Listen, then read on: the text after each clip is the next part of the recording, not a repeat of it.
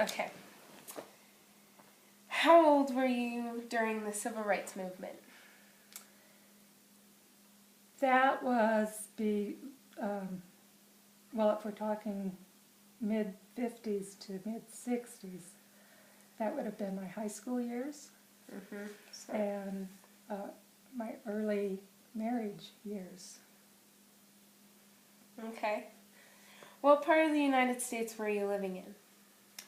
During that time, I was living in Phoenix. I had just gotten to Phoenix, just moved to Phoenix from a little town in Iowa in 1954, which was coincidentally The start of the Civil Rights Movement. that was the year that Phoenix desegregated their schools.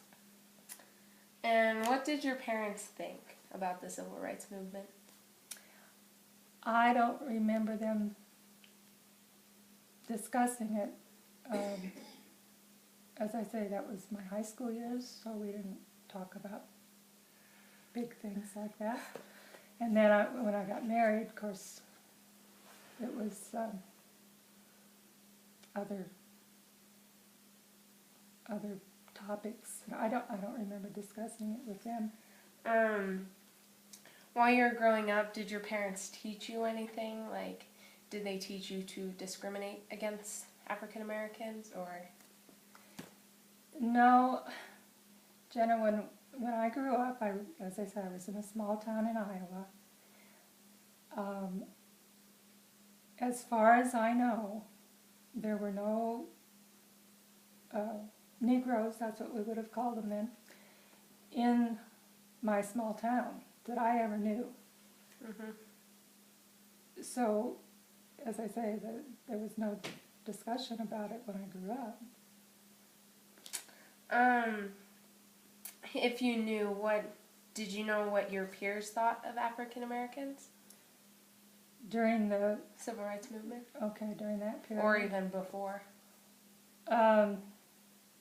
Well, prior to moving to Phoenix, it was not an issue at all in my little town. In your little town? In Iowa. Do you remember your first time of seeing discrimination? No, I've thought some about that, and I really don't. I remember an incident from my childhood that sticks out in my mind because, and it wasn't a matter of discrimination, but it was the first time I saw a black person. What did you think? Well, we were on a automobile trip to California, and we were down in, I don't know, Arkansas or somewhere. And there was a car, it was night, and there was a car along the road that had broken down, a man that needed help, and my dad stopped and asked him, or told him to get in the car. We'd take him wherever he needed to be. And when he got in the car, we realized he was black. And it was the first time I'd ever been near a black person. I would have been about 12 there. And so we took him where he wanted to be, and you know, my parents were perfectly okay with it. Okay with it. But you can see how memorable it was for me to remember it all this time. Yeah.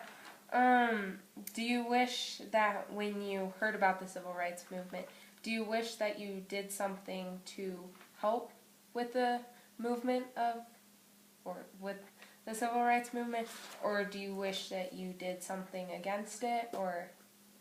Well, if I would have really thought about it, I would definitely have done something for it, but by the time I got out of high school, and then I was married a year later, so it just wasn't, you know, it wasn't something I thought about in Phoenix at that time either. There were no black kids in my high school, as far as I know. They had just desegregated the schools, and there had been a high school for the black kids in Washington Carver High. And I was very aware of that school being closed when I started in my high school. But I don't remember in the 4 years I spent at North Phoenix High School having any other black students. What do you think of the civil rights movement today?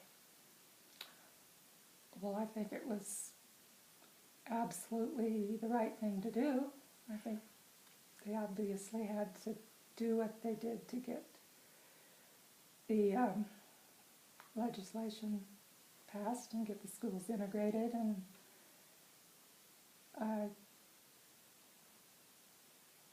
I think they had to do it to get that accomplished. Well, that's it.